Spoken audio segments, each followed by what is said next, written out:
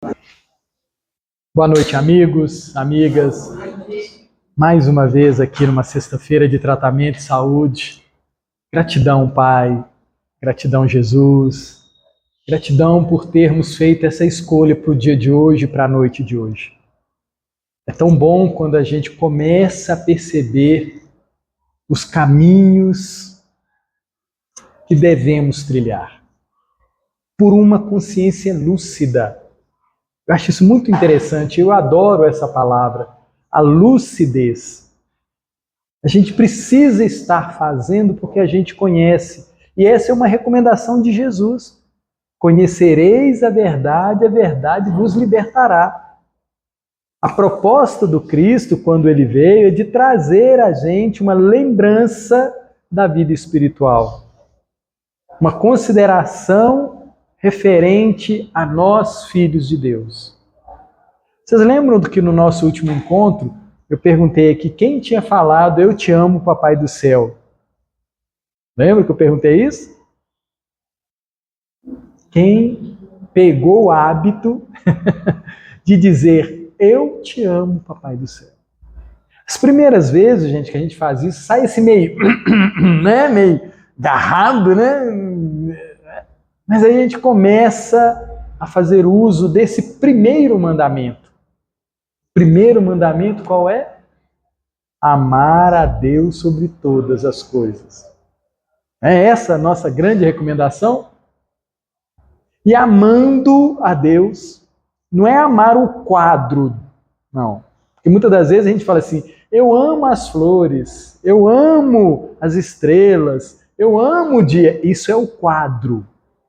A gente tem que falar que ama o pintor. Consegue entender essa relação? Devo dizer, eu te amo, Senhor. E esse amor vai crescendo à medida que nós vamos percebendo a obra.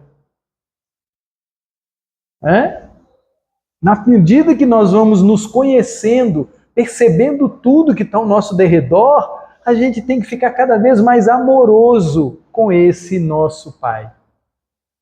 Pai tão carinhoso, Pai tão bondoso, Pai tão querido, o tempo todo nos trazer essas bondades que a gente usufrui.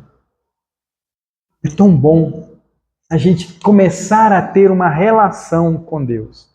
A lição hoje que nós vamos estudar, né? Gratidão a Hamed, gratidão ao Francisco do Espírito Santo Neto, é a lição naturalidade. A segunda lição que trata da naturalidade. É interessante que ele vai trazer a naturalidade para nós, para a gente perceber tudo que acontece de uma forma natural. E nós vamos perceber que o natural não é igual. O natural se faz pelos diferentes. Eu achei isso sensacional. A gente acha que para ser natural, todo mundo tem que fazer do mesmo jeito, não é assim? Não. Para ser natural, tem que haver a diversidade, a diferença. Mentes diferentes, paladares diferentes, olhares diferentes, pinturas diferentes, modo de viver diferente. Isso é natural.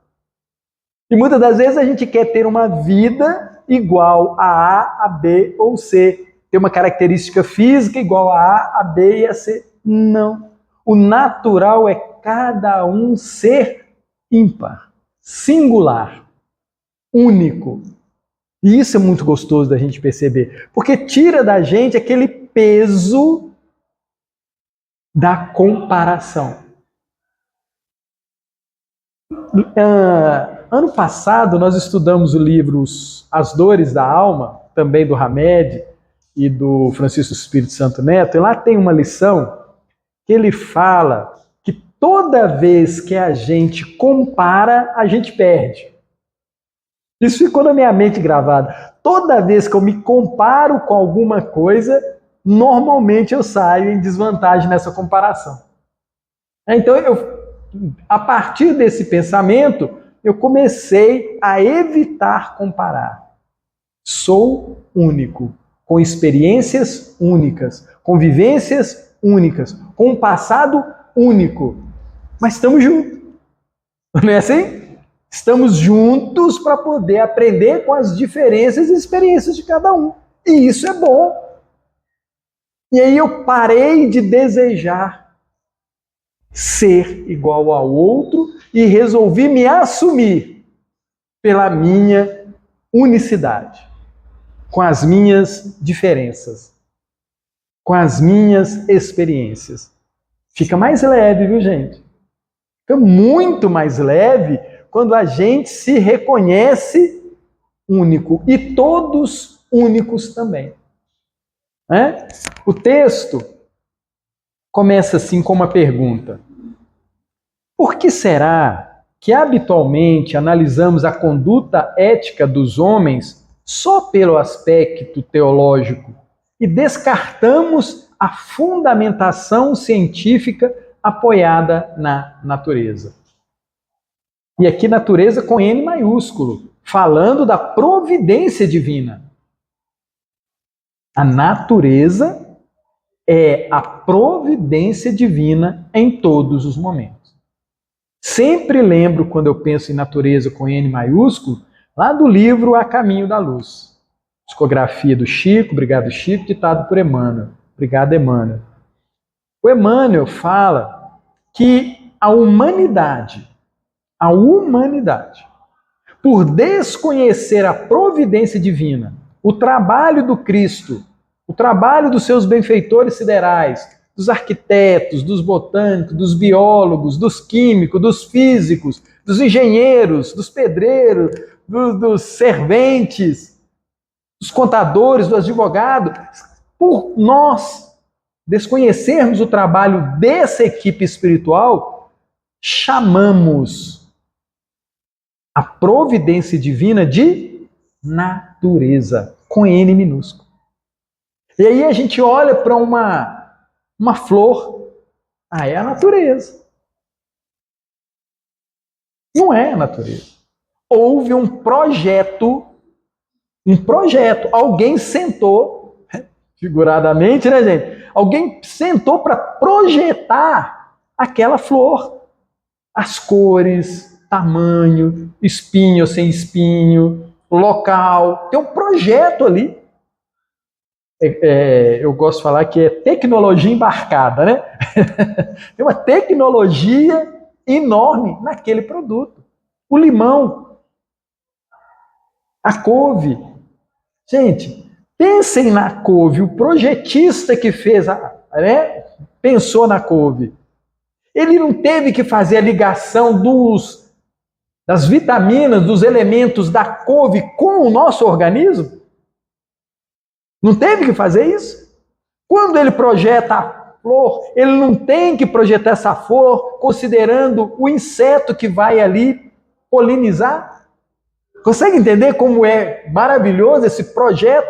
E a gente vira e fala simplesmente que é a natureza, desconsiderando a providência divina. Então eu acho bacana isso, a gente mudar um pouquinho esse conceito.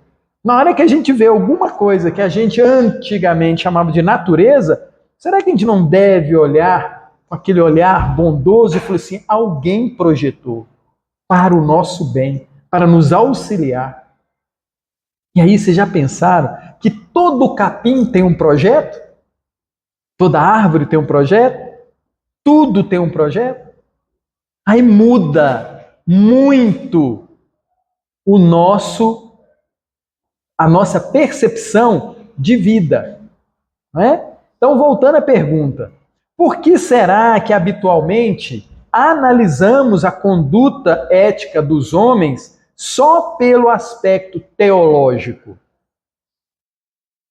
e descartamos a fundamentação científica apoiada na natureza?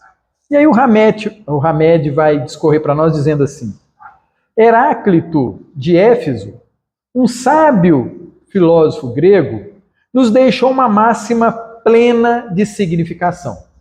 Abre aspas.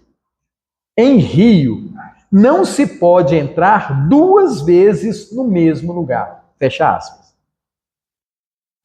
O que está querendo dizer? Em um rio, não se pode entrar duas vezes no mesmo lugar.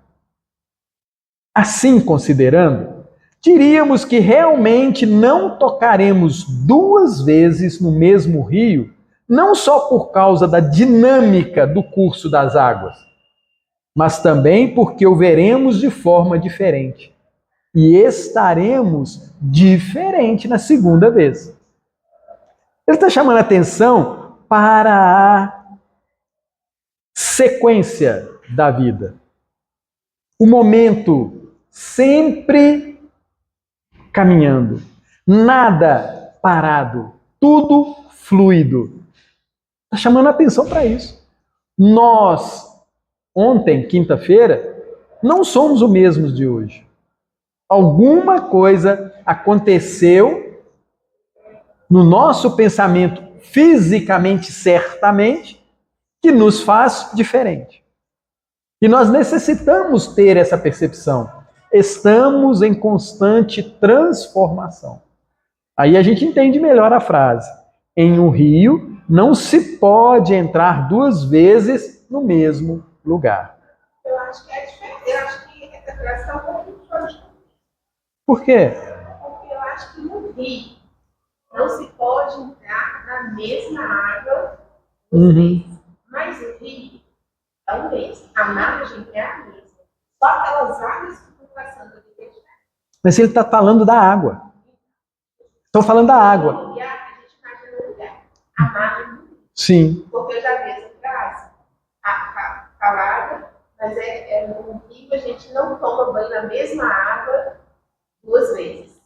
Ele coloca aqui em rio, né? Não é naquela paisagem. Né? Ele está chamando a atenção, ele está falando das águas, né? A fluidez. E a gente tem que pensar nisso. Nós, como fluidos, né? Fluidos como líquidos, como sempre em transformação, sempre seguindo, sempre caminhando, nós não somos e não vamos conseguir ser o mesmo. O Telmo ontem é diferente do Telmo hoje. E eu tenho que ver isso como uma coisa boa, não como um peso. Sim, amiga? Nem a margem, né? Porque o mato ali, ele já, de um dia para o outro, o mato já mudou, né? O clima já mudou, tudo muda.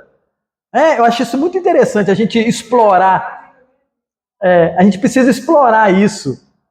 A chamada aqui do Heráclito de Éfeso é para essa constante modificação de tudo. E a nossa constante modificação.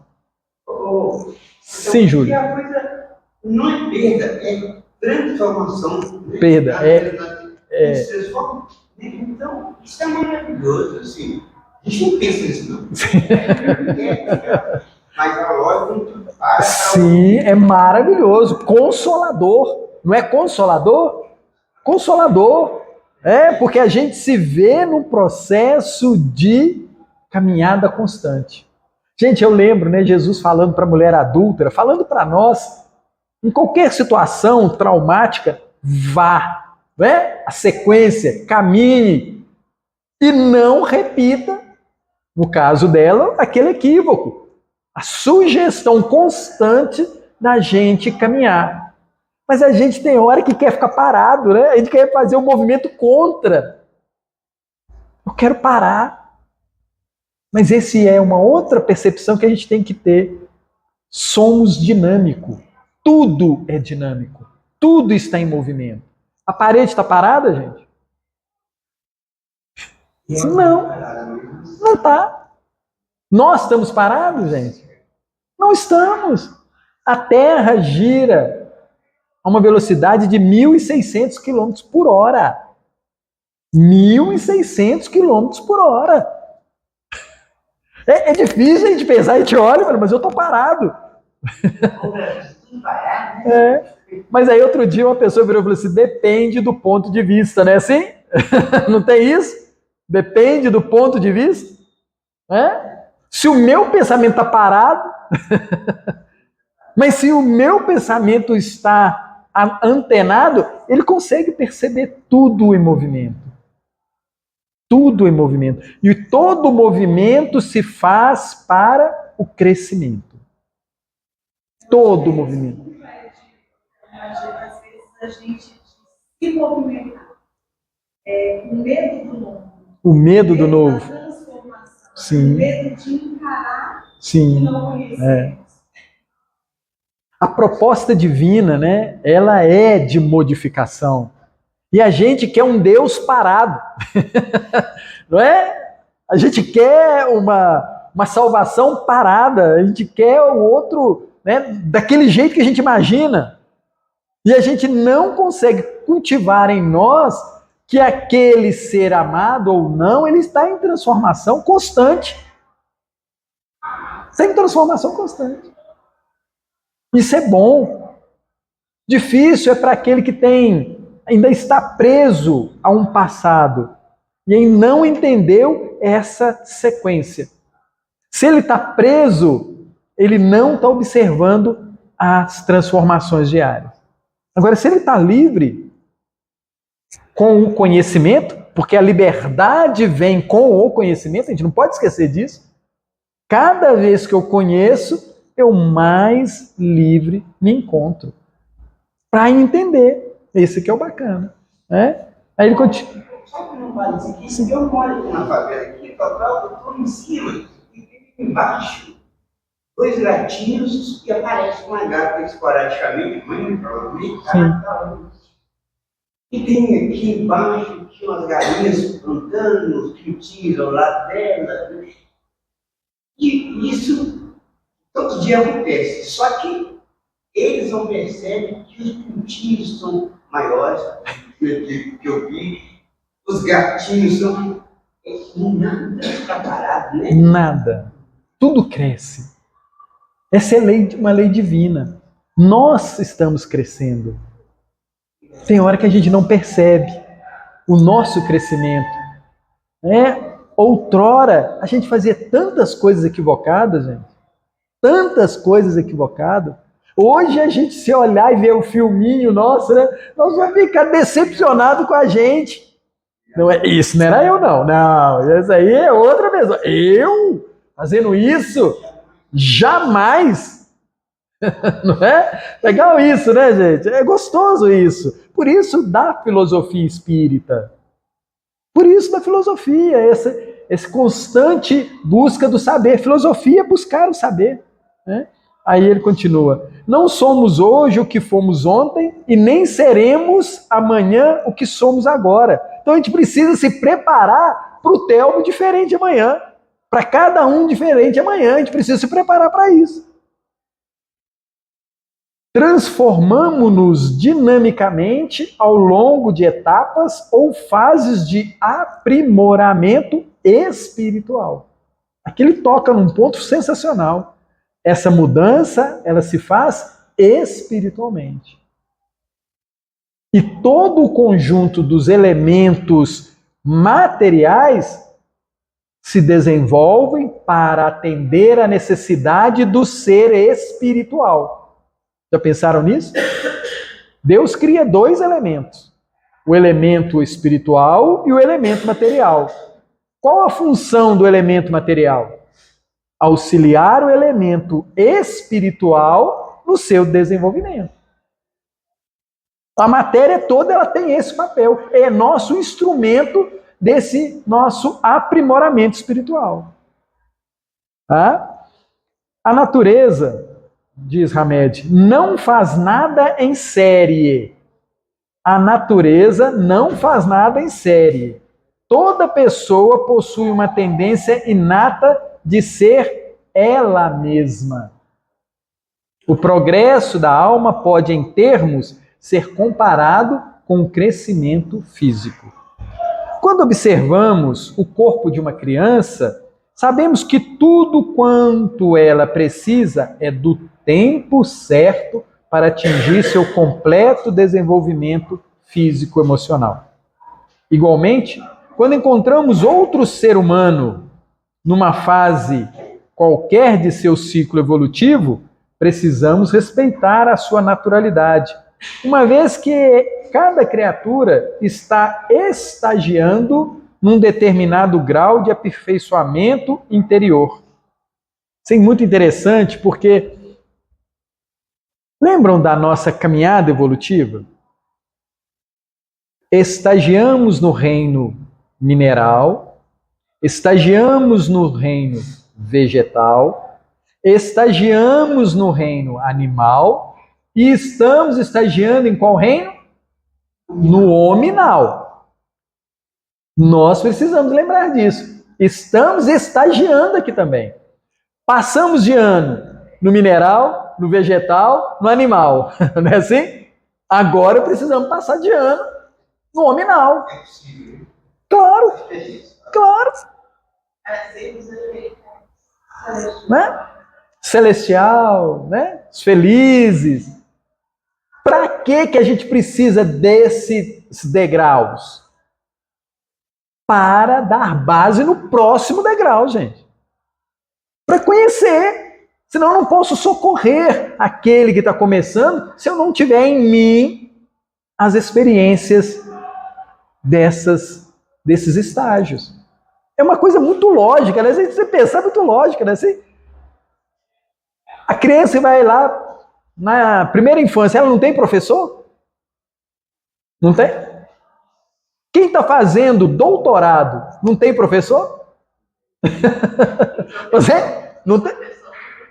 Não tem o tempo todo, todos os estágios, não tem um professor? Tem que ter. Alguém, esse professor, ele saiu direto e foi para professor do doutorado? Ele não teve que passar por todas as fases também para ser a pessoa, né, nomeada de tutor desse time? Então, é interessante que essa coisa do professor, o que faz ele, essa grandeza, são os alunos. Sim. São perguntas. Sim. O professor, Sim. É. Ele tem que... Experiências. Seguinte, vai me contar várias... E o bom professor, ele tem que ter uma experiência também de campo. De campo é de prática, de vivência. Né? Eu lembro, né, que o pessoal perguntava assim, como é que padre pode orientar um casal se ele nunca casou? Né? Se faz essas perguntas, como é que ele pode orientar aquelas dificuldades dentro se ele não? Muitas das vezes ele orienta pelo que ele ouviu, pela convivência do pai, da mãe, aquela coisa toda, né? Ele não vai adquirindo. Pela bagagem que ele dá. Mas o ideal não é que todos tenhamos as experiências? Por que na doutrina espírita não tem essa exclusividade? Não tem esse dogma? Não. Lá eles fazem tudo nas coxas. É melhor. Que é melhor? Nós precisamos perceber isso. Nós precisamos perceber isso. Cada um naquele estágio. Gente, vamos lembrar que nós somos devedores da Igreja Católica, né, gente? Nós somos devedores. Fizeram um trabalho, nós aprendemos, passamos de fase. Não passamos de fase? Aquilo lhe foi útil um tempo, hoje a gente necessita de novos saberes. Isso é ótimo também. E aí ele continua, o Hamed. Reportando-se à marcha do progresso, assim se manifestaram as entidades benevolentes em O Livro dos Espíritos, na questão 779. O homem se desenvolve ele mesmo naturalmente, mas nem todos progridem ao mesmo tempo e da mesma forma. É então que os mais avançados ajudam o progresso dos outros pelo contato social. Você lembra aquela imagem da gente assim? Os benfeitores nos puxando e a gente puxando aqueles que estão aprendendo ainda? Isso é constante. Isso acontece com Jesus, o Cristo, gente? Sim. Sim. Ele tem professores. Tem professor. Isso é interessante a gente pensar, né? Ele também está aprendendo coisas que não cabem na nossa mente ainda. Tá, gente? Ele ainda está aprendendo outras coisas.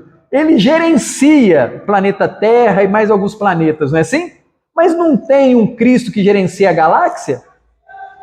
Não tem? Então, futuramente, o nosso Cristo Jesus, ele vai gerenciar uma galáxia. Ele não tem que aprender como é que funciona isso tudo? Quem gerencia a galáxia não vai aprender futuramente a gerenciar o universo? Não é um outro tipo de aprendizado? Ele joga sinuca com planetas. Joga. Então, é muito legal a gente ter essa percepção constante do nosso aprendizado. Constante do nosso aprendizado. Sempre temos a quem ajudar e sempre temos alguém nos ajudando nessa caminhada. Ele continua dizendo que confundimos constantemente dois conceitos fundamentais da biologia. Dois conceitos da biologia.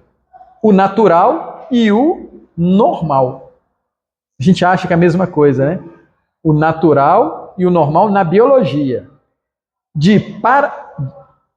A definição de não natural, de natural, de normal, de anormal, de paranormal, sofre significativas alterações através do tempo em cada povo ou nação.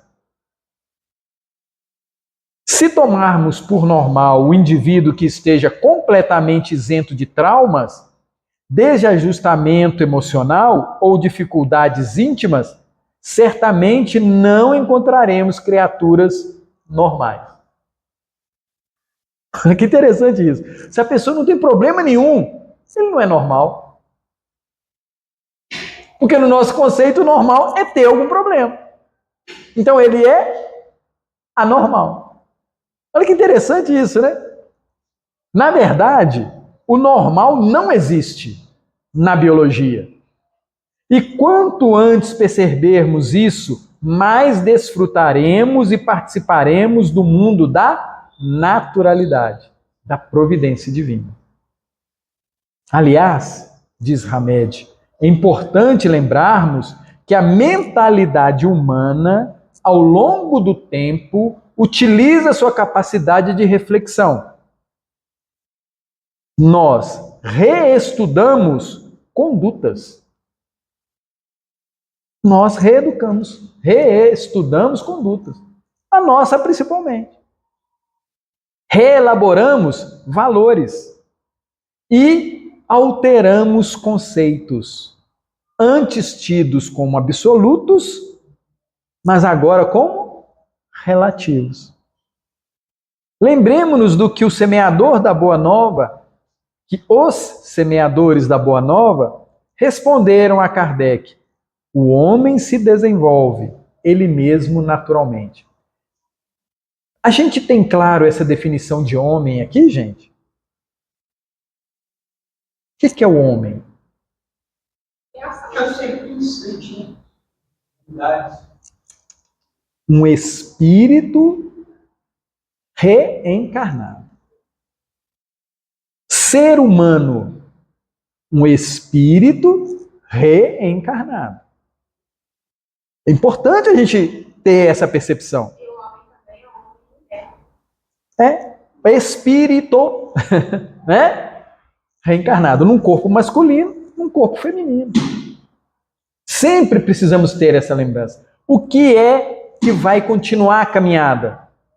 Sempre será o espírito, que se usa, que utiliza-se do corpo físico por um tempo.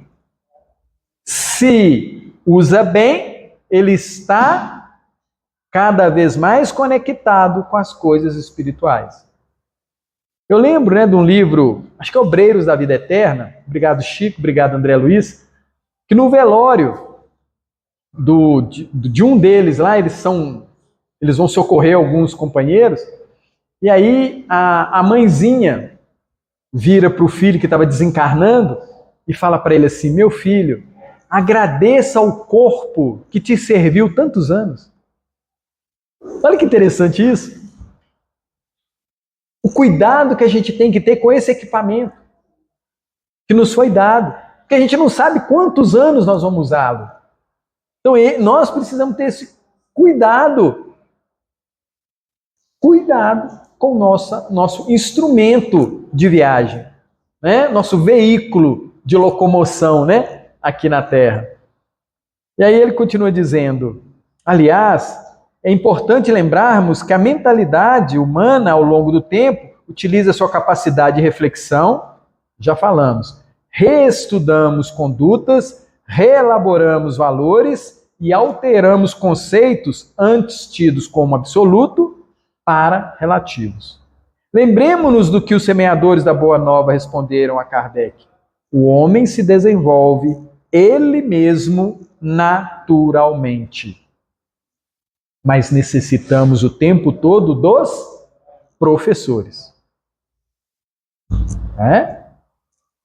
Para isso nós precisamos ser bem-aventurados, como diz Jesus, né? Bem-aventurados os pobres de espírito, pois deles é o reino de Deus. Consegue entender essa percepção do pobre, do humilde, aquele que se conhece? Sou filho de Deus e estou nessa caminhada gostosa de aprender cada vez mais.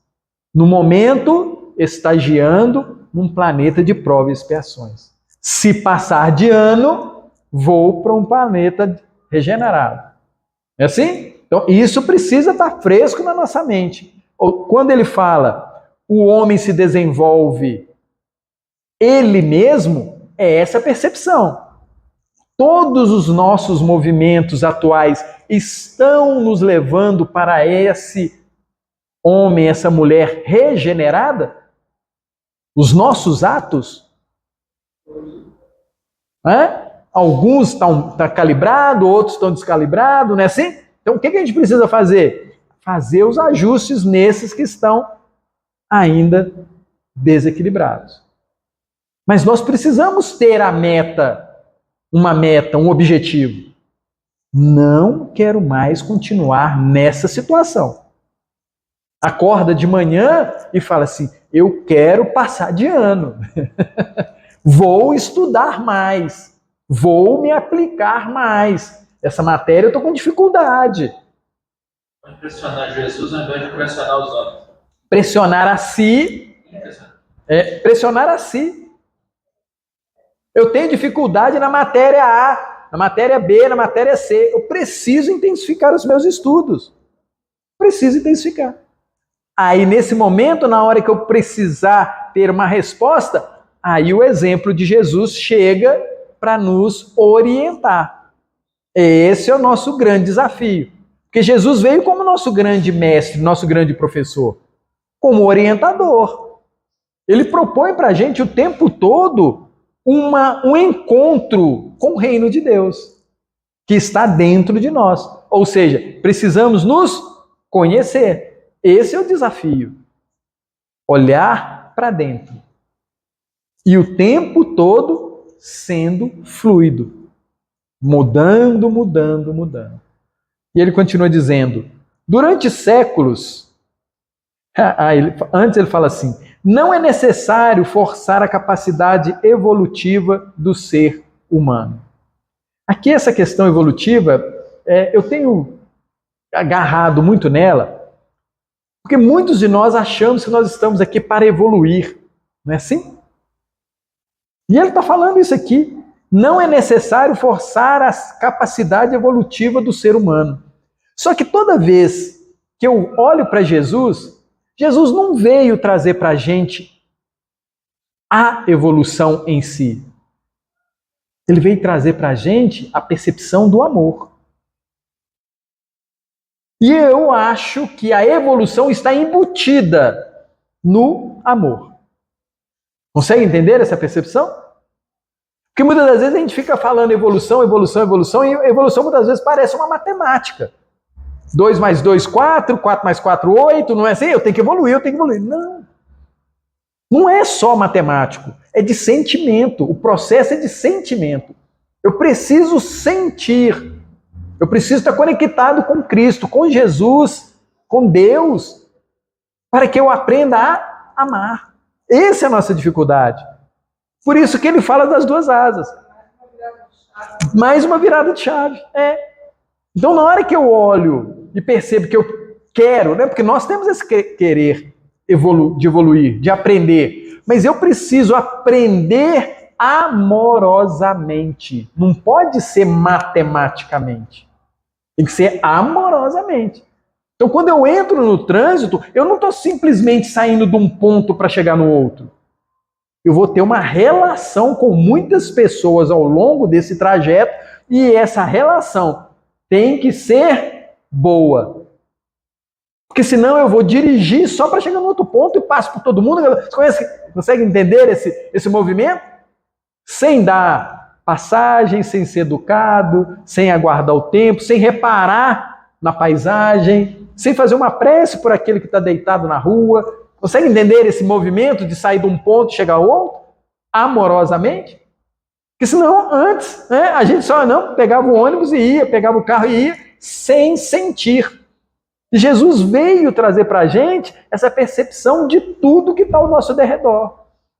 Temos sim que sair do ponto A e ir para o ponto B. Mas esse caminhar precisa ser saudável, amoroso, sentido.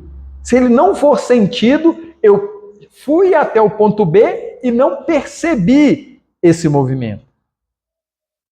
Desperdicei as chances dessa caminhada. Ele continua falando que, durante séculos, o homem despende um imenso esforço na busca de alguma solução definitiva para entender a diferença comportamental das criaturas humanas. Seja numa cadeia de cromossomos, numa pesquisa psicológica, numa análise de hipotálamo, seja num versículo da Bíblia. Por que será que habitualmente analisamos a conduta ética dos homens só pelo aspecto teológico e descartamos a fundamentação científica apoiada na natureza?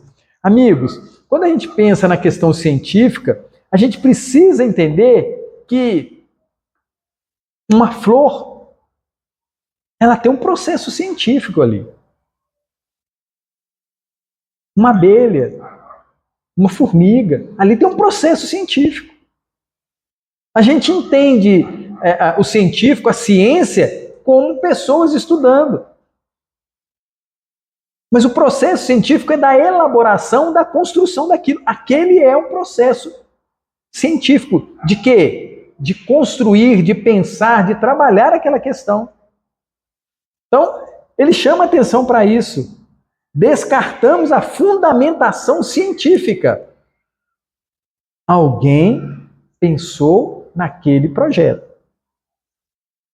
A gente pensa nas abelhas. Eu acho esse exemplo sensacional.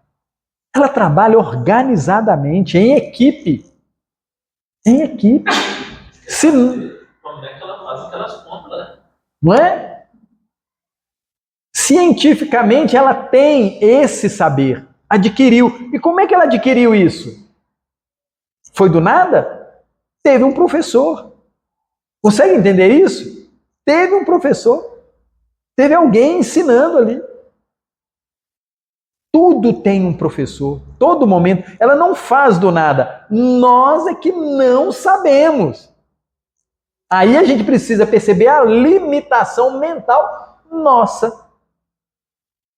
E aí a gente olha para elas e fica encantado. Como que elas conseguem? Tem um caso muito gostoso. Acho que eu já contei isso aqui, mas vale repetir. Trouxeram um indígena para a capital.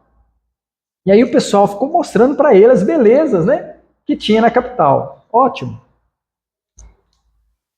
Levaram ele no mercado, ele viu aquele monte de fruta, aquela coisa toda, ele ficou encantado. Ele começou a pegar e comer e tudo, mas passava alguém pagando, né, gente? Todo aquele processo assim, ele comendo aquela coisa toda. Chegou mais à frente, uma criança chega para ele pedindo dinheiro para comer. Aí ele entregou o que ele estava comendo, né, para a criança. Aí ele perguntou para a criança: você mora onde? Ele falou: eu moro na rua. Ah, então vamos lá para casa. Aqui, ó, fulano me acolheu, vamos para lá. Aí a pessoa falou: não, aí não pode. Falei: como não pode? Ele não tem onde morar. Por que a gente não leva para lá? Você não tem lá na sua casa, não tem quarto e tudo? Você põe ele no quarto, né, que tá sobrando lá na sua casa e tudo. Falei: não é assim que funciona. Como que funciona isso na mente do indígena? Lá na residência dele, gente, todos comem juntos. Todos dormem juntos. Se você tem pai, se você não tem mãe, não importa. Você faz parte daquela comunidade e todos são responsáveis por todos. Eles caçam para toda a tribo. Tudo é para todos. E aí a gente olha e pergunta, onde é que eles aprenderam isso, né?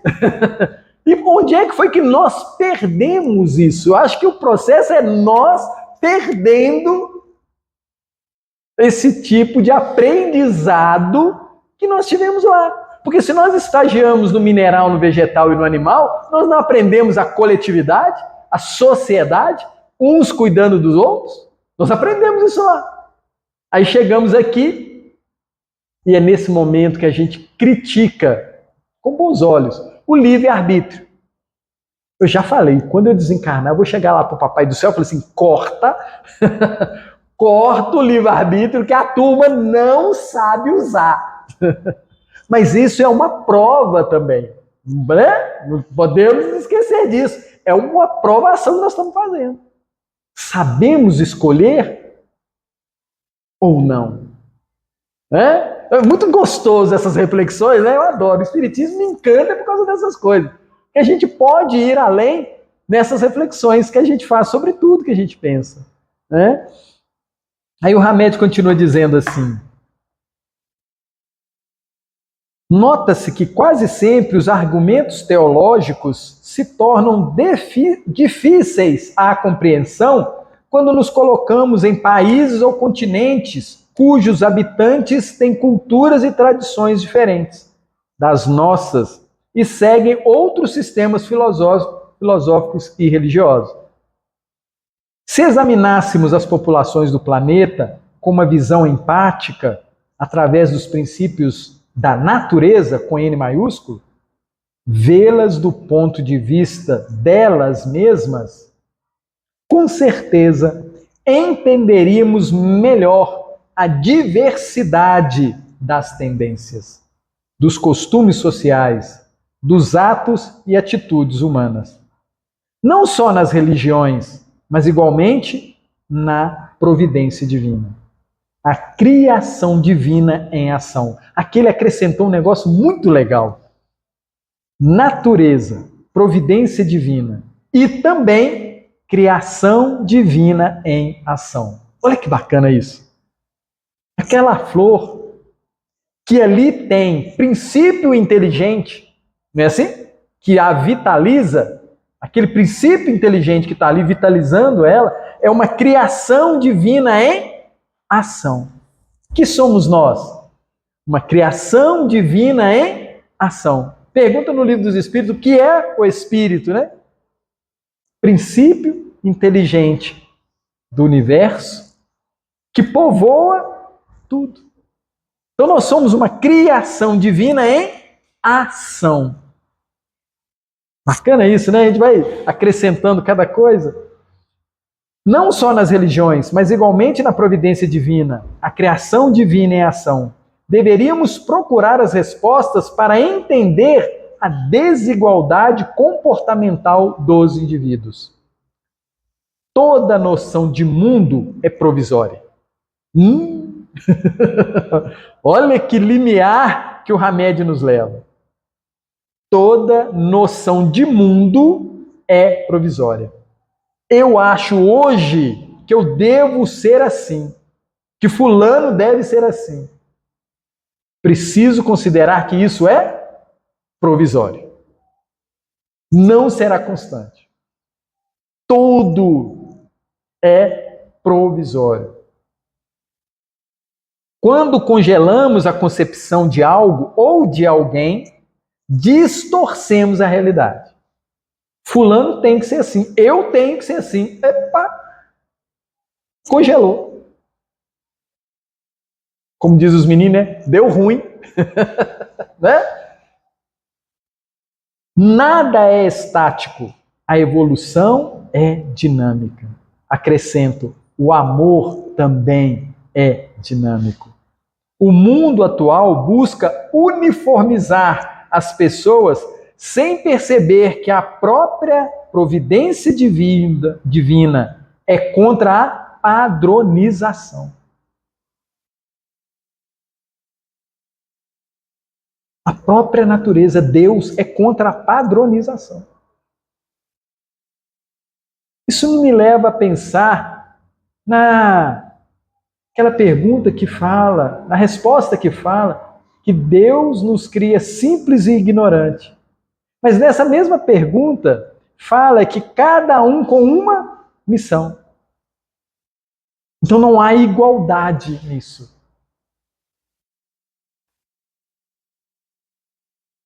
Pois ela mesma, a providência divina, procura preservar a harmonia da criação, mantendo as diversidades entre os seres vivos. Diversidade entre os seres vivos. Somos também natureza, providência divina. Todos temos características particulares, embora existam em nós inúmeras habilidades comuns.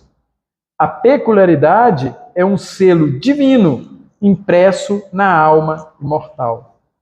Querer ser igual a todos é uma forma muito estranha e contraditória de viver. Olha só o que ele propõe. Querer ser igual a todos é uma forma muito estranha e contraditória de viver.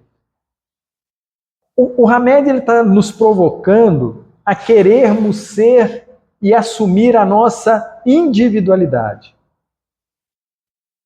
Sou sim diferente, tenho hábitos comuns. O banho, escovar dente, não é assim? Escovar cabelo, temos muitas coisas em comum. Mas eu não penteio o cabelo igual o fulano, Beltrano. Eu penteio unicamente do meu jeito.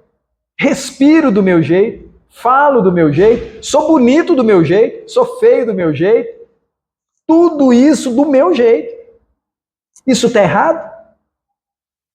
Aos olhos de Deus, não.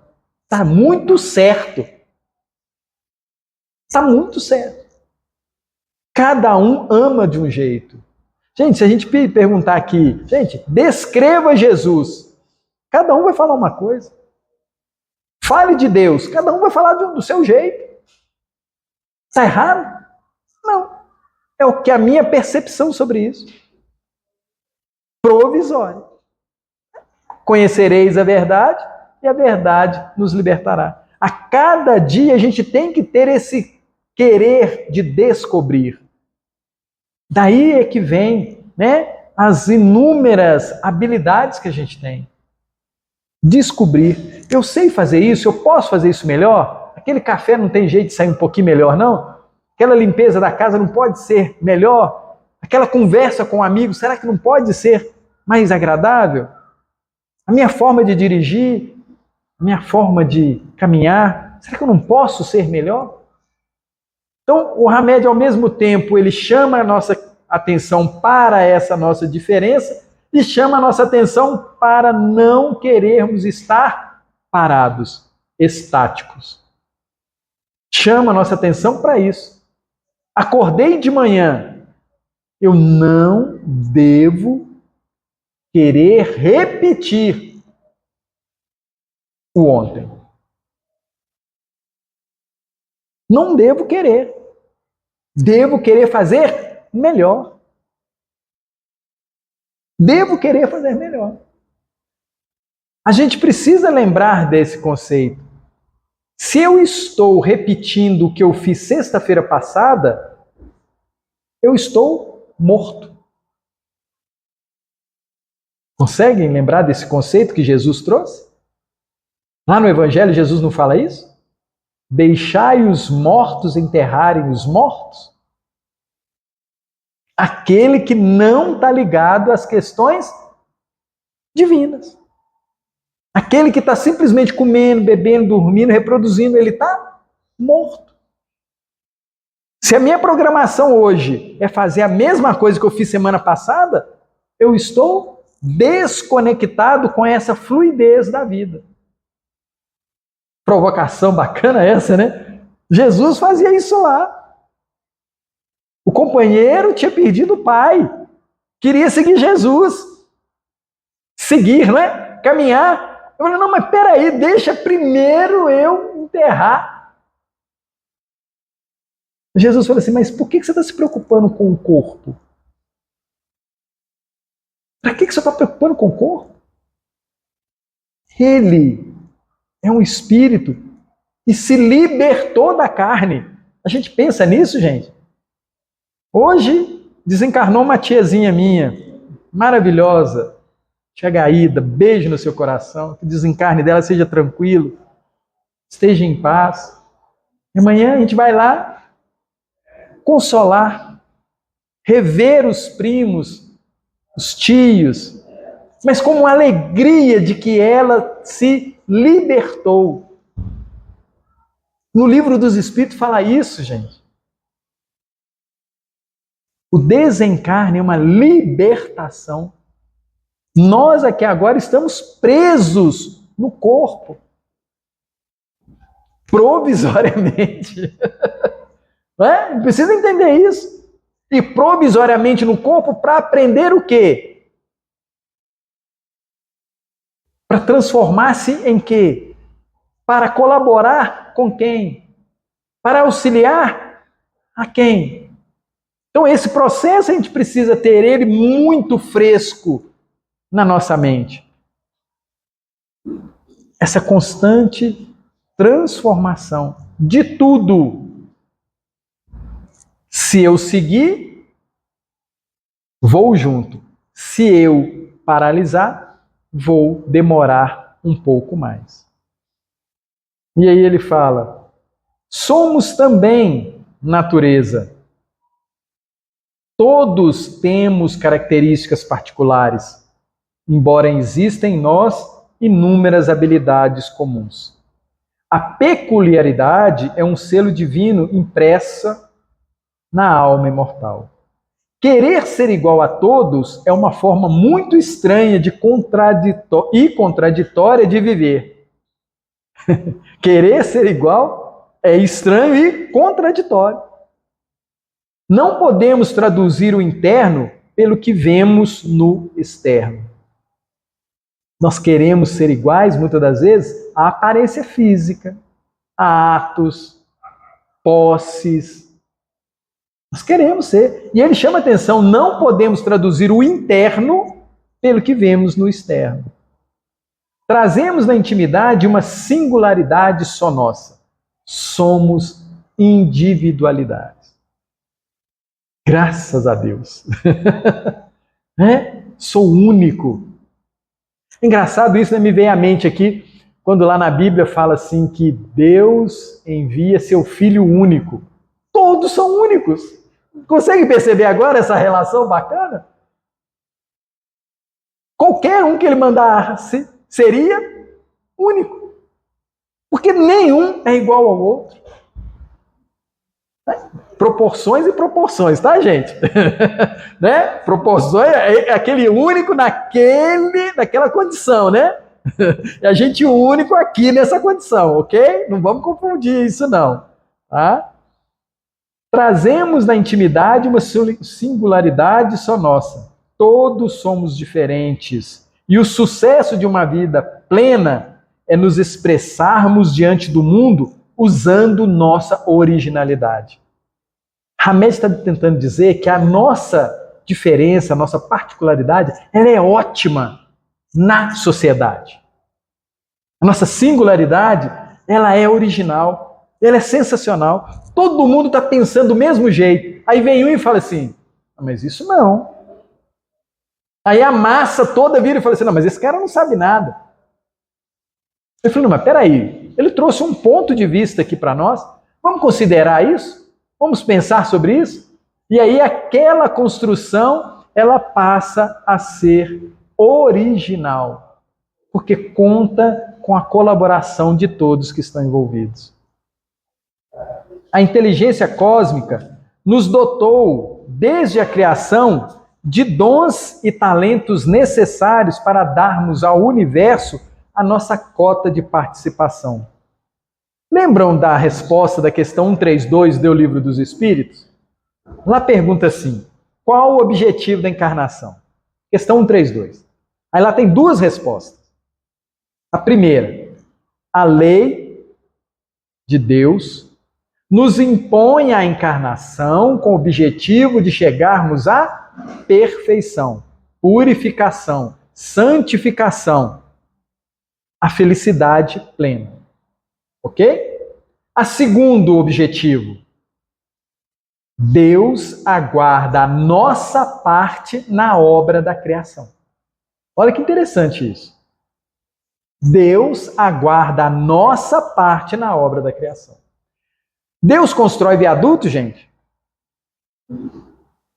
Quem constrói? Nós, os filhos. Mas Deus nos entrega todo o material para fazermos a obra. Não é assim? Eu gosto de brincar, né, que Deus é dono do Leroy Merlin divino. Aquele depósito material de construção. E nesse depósito material de Deus, você pega o que quiser. Está tudo à disposição. Você chega lá, pega o material e constrói o que você quiser. Bacana isso, né? Então Deus nos oferece todo o material para a gente fazer as construções que sejam sábias, que sejam úteis, que sejam para ajudar o outro, mas Ele aguarda essa construção. A nossa parte na obra. Então o universo ele se expande, se desenvolve através do trabalho um do outro, nessa constante tarefa de colaborar com Deus na sua obra da criação. Ou seja, nós somos importantes para Deus. Amorosamente, afetivamente e na criação. Ele conta conosco. A gente já até participa na nossa família, no nosso trabalho, né? Na sociedade. A gente já participa, mas a gente devia fazer essa participação cada vez mais consciente, cada vez mais lúcido. Eu não estou saindo de casa só para trabalhar. Eu não estou saindo de casa só para fazer isso. Não. Eu saio de casa, eu acordo no corpo para colaborar na obra da criação de Deus. Todo santo dia. Por isso que a gente não pode querer ser o mesmo. Porque a construção, gente, todo dia você tem que colocar um tijolinho. A construção é assim. Todo dia você precisa fazer alguma coisa lá na obra, não precisa? Todo dia. Tem dia que você precisa até quebrar, né? Porque fez errado, aí você tem que refazer aquilo. Mas todo dia nós precisamos estar construindo. E aí ele finaliza dizendo assim: a maior tarefa que nos cabe na Terra é aceitarmos naturalmente a atual condição evolutiva e nos realizarmos manifestando a nossa verdadeira individualidade de filhos de Deus, em processo de crescimento, designados a cumprir os planos divinos que Ele arquitetou para cada um de nós. Aprender a amar, aprender a ser filho, aprender a fazer parte, aprender a ver todos como família, aprender a se ver diferente. Se esse diferente não me agrada, nos esforcemos para ser mais diferente ainda, porque sempre seremos diferentes, independente disso. E aí ele finaliza, né? Em processo de crescimento, designados a cumprir os planos divinos que o nosso Papai do Céu, que nos ama, arquitetou para cada um de nós. Vamos agradecer por mais esse nosso encontro, essa nossa reflexão. Obrigado, Senhor, Pai de amor e bondade, por nos trazer a luz do conhecimento, a luz do entendimento, do Teu amor sempre manifesto em todas as coisas. Que a naturalidade faça parte da nossa vida, que a gente se entenda como Teu filho, diferente do outro, mas da mesma família, hoje, agora e sempre. Que assim seja, graças a Deus.